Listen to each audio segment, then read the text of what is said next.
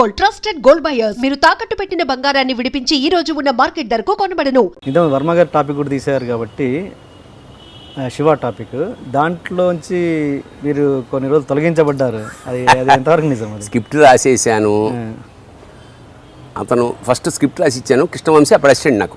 అంటే అతనికి అసిస్టెంట్, నా స్క్రిప్ట్ ఎవడైతే డైరెక్టర్కి అసిస్టెంటో అందులో ఒకరిని రైటర్ దగ్గరికి పంపుతారు. నువ్వు ఆ స్క్రిప్ట్ రాయించుకురా అని. కృష్ణవంశీ విపరీతంగా ఎంజాయ్ చేశాడు. విపరీతమైన జోకులు. కాలేజ్ కదా, సెటైర్లా ఇవి వేసా. తీసుకెళ్ళి రీడింగ్ ఇచ్చా. వర్మ స్క్రిప్ట్ మొత్తం విని, ఏంటి ఇన్ని జోకులు ఉన్నాయి అన్నాడు. మరి కాలేజీ అట్మాస్ఫియర్లో జోకులు ఉంటాయి, ఒక్క జోక్ కూడా ఉండడానికి వీల్లేదు. ఉండకుండా వద్దు, జోకు అన్నది ఉండదు ఆ సినిమాలో. మరి what I told and what that you have written sir, you have given me the basic, I have developed. No, I don't want a single joke. ఇది ఆడే సినిమానే, గొప్ప సినిమా. అది మొత్తం తీసేసి మామూలుగా కృష్ణవంశీ ఏంటన్నా ఇంక సినిమా ఏముంటుంది, ఇక ఆ సినిమా యూనిట్ అంతా గోపాల్ రెడ్డి గారితో సహా వచ్చి ఇట్లా ఒక్కడే నమ్మాడు వర్మని, నాగార్జున. ఎక్కడికి ఎవరికి నమ్మకం లేదు. సరే రాసేసి అయిపోయింది.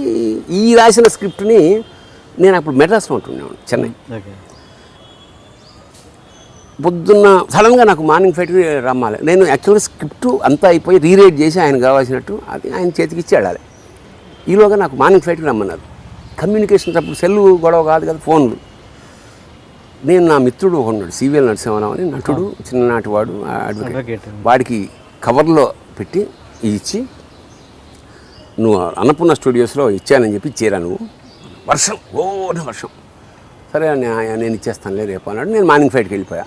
వీడు మర్నాడు తీసుకెళ్ళి కార్లో వెళ్ళి ఇచ్చేసాడు. అంతే. మళ్ళీ నాకు ఫోన్ లేదు. బాగుందేమో, మళ్ళీ ఈ ఫోన్ ఎందుకు అనుకున్నాను. అంత అయిపోతులే కదా, బాగుంది, నచ్చి ఉంటుంది. సినిమా షెడ్యూల్ ప్రారంభం శివాఢ్యంగ్ అని చేయింతో ఒక పెద్ద బోర్డు, నా పేరు లేదు. ఏది ఎప్పుడు సినిమా అనౌన్స్మెంట్ అవుతుందిగా, శివ అని చేయింతో ఎర్రగా, పేరు లేదు నాకు ఎక్కడ. నాకు కొంచెం ఇదేంటి ఇంత కష్టపడి రాసి, నిజానికి కష్టపడి అనేది అది నేను ఆ క్రెడిట్ నేను తీసుకోకూడదు. నేను కాదు, వర్మతో సినిమా చేసిన ఎవడు ఏ క్రెడిట్ తీసుకోవడానికి లేదు, అన్నీ హాయి చెప్తాడు. ఓకే, చెప్పేస్తాడు అతను. సరే టీకే ఎట్లా నేను చెన్నైకి వెళ్ళిపోయా. నాగేశ్వర కోడేట్ నాకు ఫోన్ చేసి, ఏమైనా సినిమా మొదలవుతుంది నెక్స్ట్ వీక్, మళ్ళీ రాలేదు, నేనేం చేయను, వాళ్ళకి రెస్పాన్స్ లేదు, అది ఏదో ఆయనకి కొంచెం అలిగాడు ఏదో విషయం, ఆ విషయం నాకు తెలీదు, అందుకని మధ్యలో వేరే వాళ్ళని కూడా పిలిపించాడు అవి ఇవి. సరే ఇప్పుడు ఏం చేయమంటావు నన్ను, ఒక్కసారి హలో అని ఈ ఊళ్ళోనే ఉన్నాడు. నేను అనడం ఏంటంటే, నేను నా పని నేను చేసాను కదండి, అవన్నీ ఎందుకు ఇండస్ట్రీలో ఉంటూ. అను పెద్ద డైరెక్టరు, అతను ఫస్ట్ టైం అంత పెద్ద డైరెక్టర్ అవుతే అట్లా ఆ టైప్ పెద్ద కంపెనీ కదా. సార్ తప్పేమని ఫోన్ చేశాను, ఎత్తాడు. భరణి ఏంటి చాలా రోజుల తర్వాత, అది నేను అనాల్సింది మీరు అన్నారేంటి. సరే ఠీక్, ఎప్పుడు అట్లాగే ఉంటుంది, రివర్స్ బ్యాచ్ కదా. అంటే అవన్నీ అవి ఇవి కూడా గుర్తుండవు అతనికి, అది గమ్మత్తు. ఏంటి అన్నాడు ఫోన్లో. నేను ఇమాజిన్ చేయను ఆయన ఎలా అంటున్నాడు. సార్ సినిమా ఎప్పటి నుంచి, నెక్స్ట్ మీకు స్టార్ట్ అవుతుందిగా అన్నాడు. అట్లా మంచి. సరే ఇక్కడ కాస్ట్యూమ్ కొనడానికి వచ్చాను. నెక్స్ట్ సినిమా అంటే క్షణక్షణం, ఇదే సినిమా నెక్స్ట్ స్టార్ట్ అవుతుంది, దాని కాస్ట్యూమ్ కొనడానికి చెన్నై వచ్చాను. సరే సార్ అయితే ఎక్కడున్నారు? నాన్న శాలిగ్రామంలో ఉన్నాను సార్. ఈవినింగ్ ఫ్లైట్ నాకు 7 o'clockకి, అదే ఈవినింగ్ ఫ్లైటు. వస్తే 5 గంటలకి మీ ఇంటికి వస్తాను, ఎక్కడ అడ్రస్ అన్నాడు. మీ వాళ్ళకి తెలుసునండి కారు వాళ్ళకి అన్నాడు. ఉత్తిదీది కంటిన్యూలు తుడుస్తున్నాడు. కానీ చెప్పాం కదా అతను అబద్ధం ఆడని. కట్ చేస్తే 5 గంటలకి కారు ఉంది ఇంట్లో. మా ఆవిడేమో పూరికి వెళ్ళింది, లేదు ఒక్కడనే. నాకు అప్పుడు అసిస్టెంట్ కూడా లేరు అనుకుంటా, అప్పుడు లేడు. వచ్చాడు, టీ కావాలే, నేనే పెట్టి, నాకు మంచి, నేనే వెరీ గుడ్ కుక్. చాయ్ పెట్టి అక్కడ కూర్చున్నాడు, ఇక్కడ కూర్చో. ఏంటి సార్ అదే భరణి నేను తీసేశాను తెలుసు నీకు తెలుసా అన్నాడు. అవును సార్. సంతోషించాను. ఎందుకు తీసేసానో తెలుసా? తెలియదు sir. First thing script is God. Script అనేది చాలా ఇంపార్టెంట్ సినిమాకి. అలాంటి స్క్రిప్ట్ నువ్వు ఎవడో ముఖం లేని వాడితోటి నాకు హ్యాండ్ ఓవర్ చేయాల్సిన నా స్క్రిప్ట్ని నువ్వు ఎవరితోటో థర్డ్ పర్సన్ ఆడెవడనే పంపించావు. First mistake. అవునా కాదా? Mistake sir. నాకు తెలుసు దాని ఇంపార్టెంట్, నాకు తెలుసు.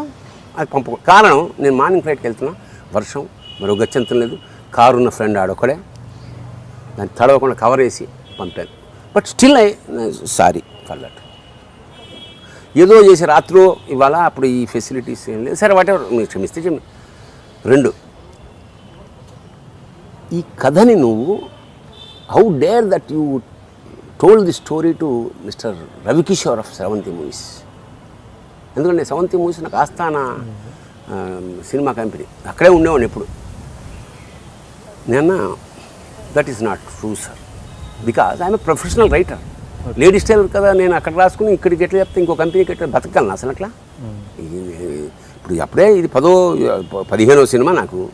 నేను అక్కడ కదా ఇక్కడ డైలాగ్ అక్కడ చెప్తే ఎట్లా సర్వైవ్ అవ్వగలనా? First point. 2వ పాయింట్, అసలు మన సినిమాలో కథ ఉందా సార్ అన్నాడు. అదే ఇన్సిడెంట్లు, మంచి స్క్రీన్ ప్లే, ఒక అదే అని నా పైన చూసి, నా పైన శ్రీదేవి బొమ్మ ఉంది. భరణి ఈవిడితో సినిమా తీయాలి, శ్రీదేవి ఐ లైక్. సార్ శ్రీదేవితో తీద్దురుగా నా సంగతి ఏమిటన్నా, ఎల్లుండి ఫైట్కి రా అన్నాడు. క్లారిటీ వచ్చేసిందా? సో అతని కోపము, అతని ద్వేషము, అతని ప్రేమ, అతని అటాచ్మెంట్ అన్ని క్షణభంగురాలే. శ్రీదేవి ఫోటో మీ ఇంట్లో ఎందుకుంది? ఆర్టిస్ట్ పెట్టుకున్నాం, ఏదో క్యాలెండర్ వచ్చింది పెట్టింది. అది చూసారా, ఇది కార్యకారణ సంబంధం. అసలు నేను పెద్ద శ్రీదేవి ఫ్యాన్ ఏం కాదు. శ్రీదేవి అందరికీ ఇష్టమో, నాకు ఇష్టమో. ఏ టపాకాయలు అప్పుడు ఉంటుంది కదా, పెట్టామన్నమాట కొత్తగా. నా వెనకాల ఉందని అంత నోటీస్ కూడా నేను చేయలేదు. అతనికి ఇష్టం కాబట్టి శ్రీదేవి అన్నాడు. తర్వాత సినిమా తీశాడు, మనల్ని లేము, అది వేరే విషయం. And for more videos, Please subscribe to iDream. Please subscribe to iDream. Please subscribe iDream. And please subscribe to iDream. For more videos, subscribe to iDream. please like, share and subscribe to the channel. Congratulations, iDream.